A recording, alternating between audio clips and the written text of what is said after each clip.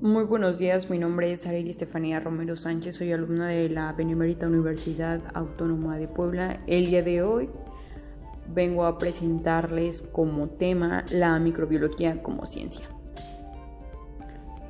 La microbiología ha trazado su historia a través de los años gracias a diversos avances científicos y tecnológicos. Y podemos comenzar hablando del biólogo holandés Anton van Leeuwenhoek, quien en 1674 examinó una gota de agua y descubrió un mundo formado por miles de millones de diminutos animáculos. Casi 100 años después, el biólogo danés Otto Müller amplió los estudios de Leeuwenhoek y, siguiendo la clasificación de Carlos Linneo, organizó las bacterias en géneros y especies.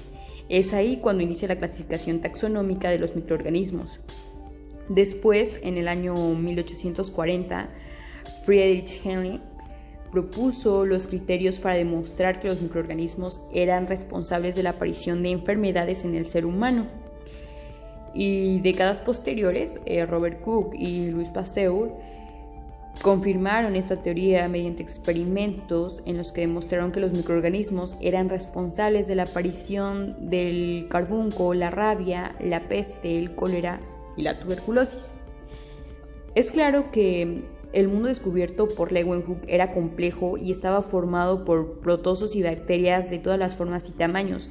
Sin embargo, la complejidad de la microbiología de la actualidad desafía las mentes.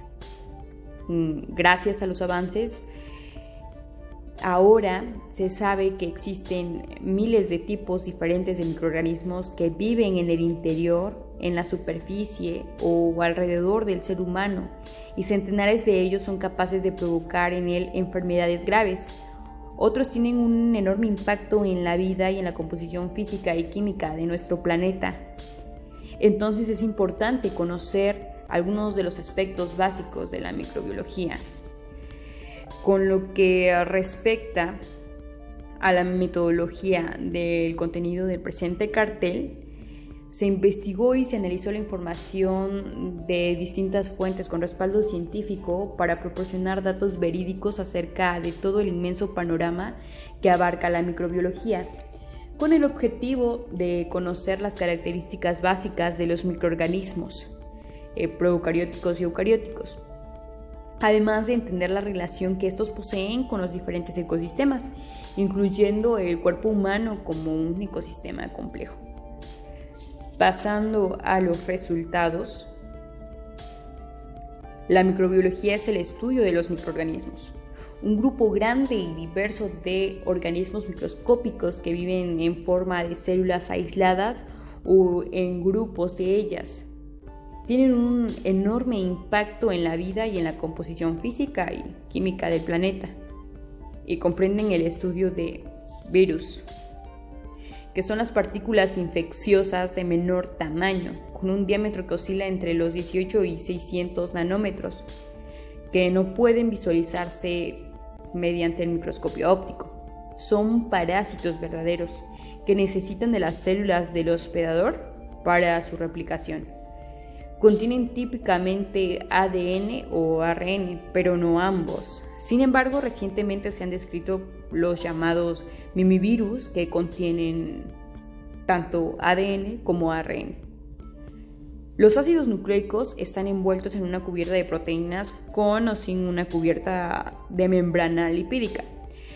Las células a las que infectan y la respuesta inmunitaria ante la infección condiciona la naturaleza de las manifestaciones clínicas. Se han descrito más de 2.000 especies de virus en la actualidad, de las cuales 650 infectan a las personas y a los animales. En el caso de los priones, la forma celular de la proteína priónica es codificada por el ADN cromosómico del hospedador, con una estructura secundaria alfa helicoidal que es sensible a las proteasas y soluble en detergente, y se expresa en la superficie de las neuronas en encéfalos, tanto infectados como no infectados. debido a que la proteína prión sufre un cambio de conformación que la transforma. pasando de la forma normal o celular a una configuración patógena. Cuando un individuo tiene una proteína priónica patógena, esta puede reclutar a las proteínas priónicas normales y convertirlas en la variedad patógena. De esta forma, producen enfermedades neurológicas crónicas como el guro o el insomnio familiar letal. En lo que respecta a las protistas, pues son eucariotas microbianas que pertenecen a 4 grupos principales, que son algas, protozoarios, hongos y mohos. Es de suma importancia señalar que estos no son necesariamente filogenéticos.